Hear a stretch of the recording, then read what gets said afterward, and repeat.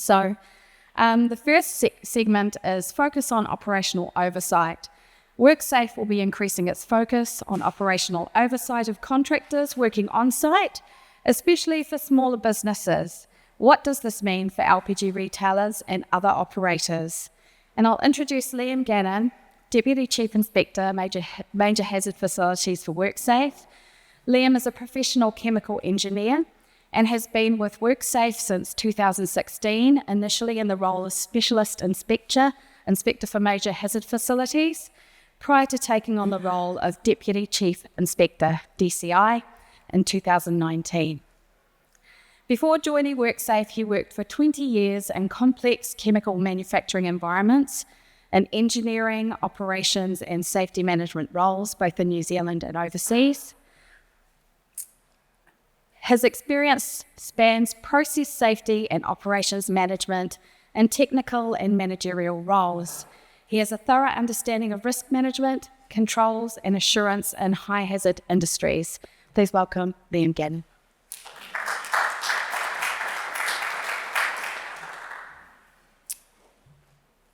Thank you, Lewis. Yeah. Probably just introduce my colleague as well here. So Mark Botha is here as well, Specialist Inspector. LGAS kindly suggested to come along, right? So thanks to Nick and for that invitation. So I'm part of the High Hazards Unit, and we have a number of Specialist Inspectors in New Zealand that focus on major hazard facilities. 12 inspectors covering all of New Zealand. Interestingly, they're all based in the North Island. We haven't managed to get anyone yet in the South Island. Currently, it's 128 designated major hazard facilities. That number changes every now and again, a little bit based on some level of energy prices in New Zealand this year. Probably will drop down one, and will probably increase next year as well. So, but it roughly stays around 128. We have a public information list of who all those major hazard facilities are. That list includes all of the gas ones, but we don't list ones with security concerns such as 1080 or where there's significant quantities of explosives. So the public information list doesn't include everything. We're here talking a little bit about LPG today. So what makes an LPG facility, a lower tier is one that has over 50 tons of LPG and less than 200. And what we designate as an upper tier major hazard facility has over 200. So it can have 200, it can have 200,000. It's still an upper tier. There's no distinction right as such. We also have a hazardous substances team of inspectors which covers facilities under the MHF threshold levels. And they're kind of colloquially termed kind of tier 3 facilities. We also have a petroleum and geothermal team of inspectors, and they cover about 25 or thereabouts active petroleum installations around New Zealand. So the legislation we cover, this isn't everything, but we actually cover Health and Safety at Work Act as the primary one. The General Risks WorkSafe Workplace Management Regulations 2016, and the Health and Safety at Work has subs regulations 2017. We also cover, obviously, the Major Hazard Facility Regs 2016, and although it's not a law as such, one of the abiding standards is 1596. Now, this list isn't everything.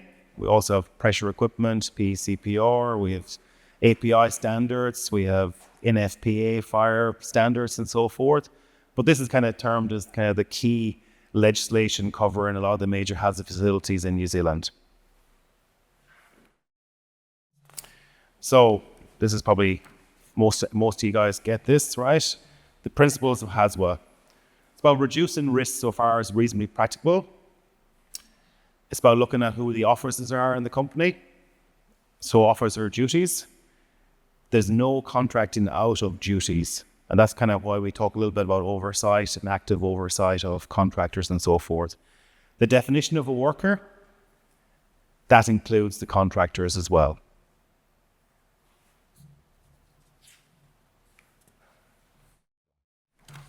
I'll go through a few themes from some inspections we've done to date, right? And then we'll probably get into a little bit more detail on the operational oversight one.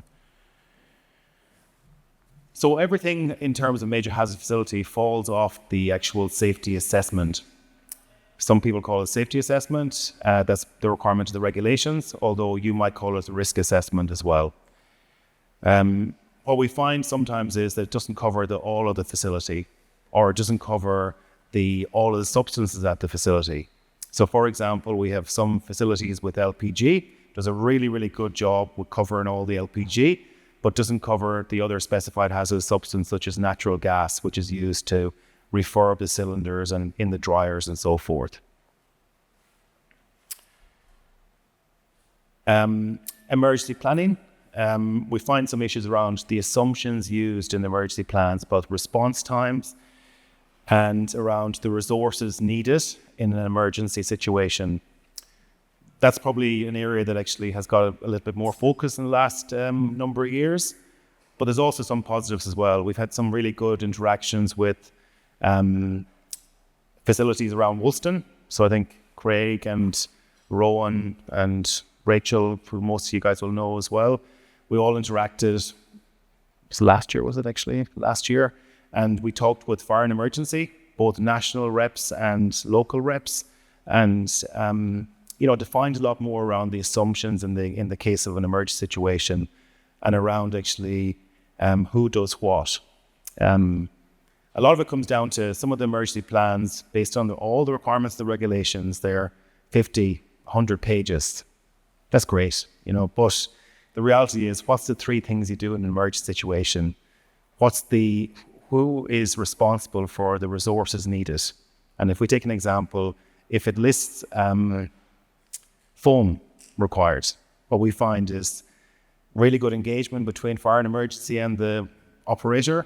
And then at the end of it, no one really understands who has the foam and who's providing it.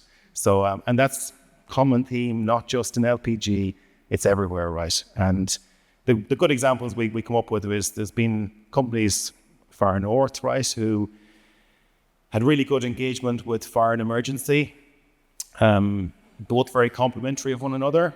But when it came down to it, it was around actually the foam on site. No one actually knew who was getting it. And they said, oh, we'll get it from Marsden Point. And I said, well, will they really release it?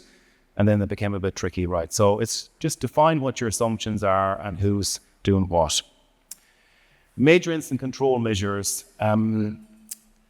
LPG land, we're talking about gas detection. It's always consistent. Talk about fire controls. So do you need smoke detection? Do you need heat detection? Do you need sprinklers? Define exactly what's needed and then take it from there. If any of you guys attend the MHF forum, you'll no doubt have heard about safety critical elements. We find a lot of issues with initial and ongoing verification of safety critical elements. So basically, has it been done by an independent and competent party? There's a lot of good engineers working in companies.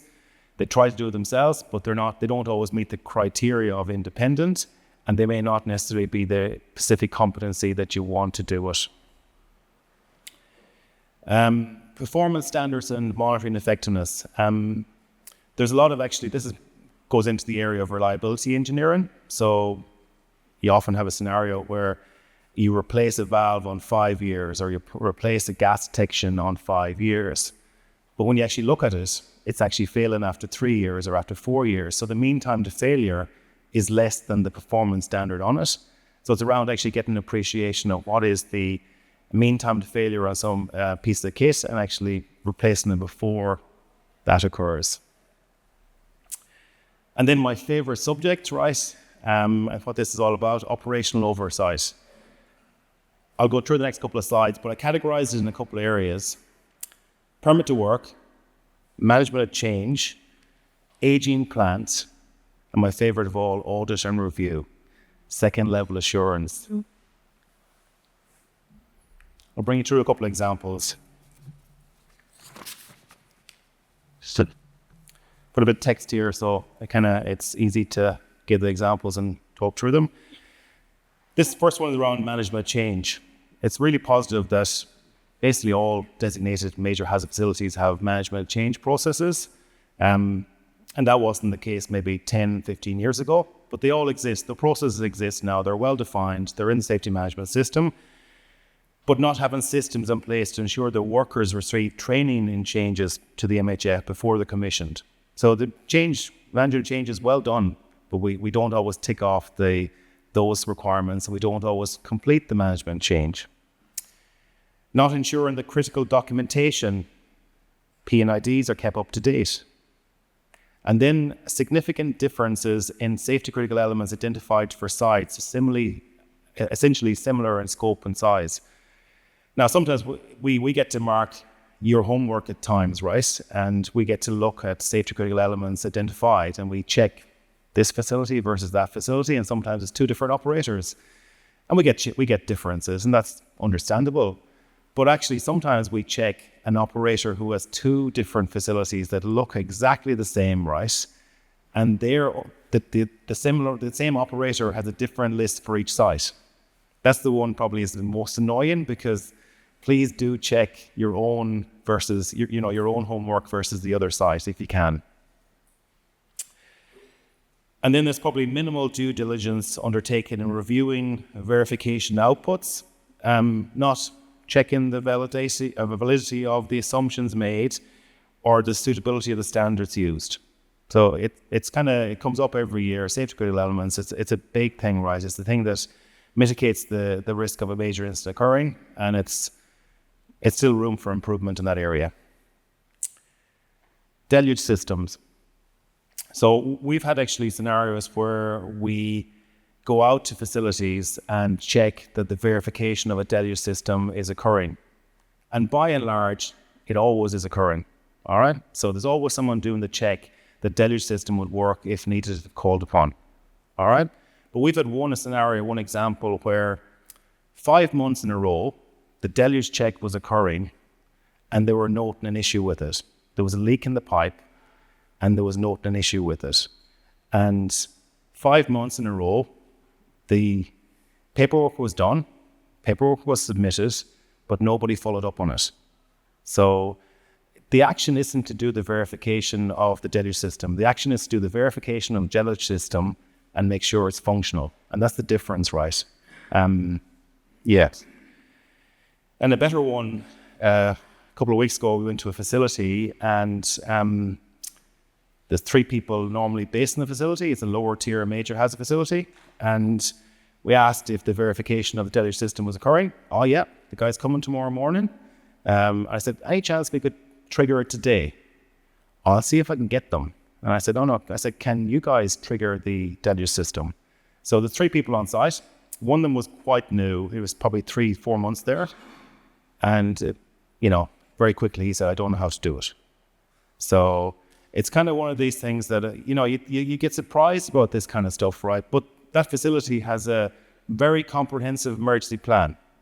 No doubt about that, right? It's up to date and so forth. But what are the 3 things you do in an emergency? Does each of the people on site know? That's kind of what we really would like to see in place.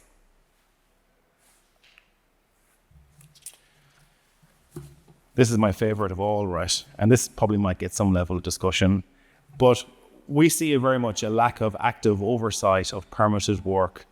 It's a challenge, right? Majority of permits, when I say majority, I don't say in all cases, are issued by contractors.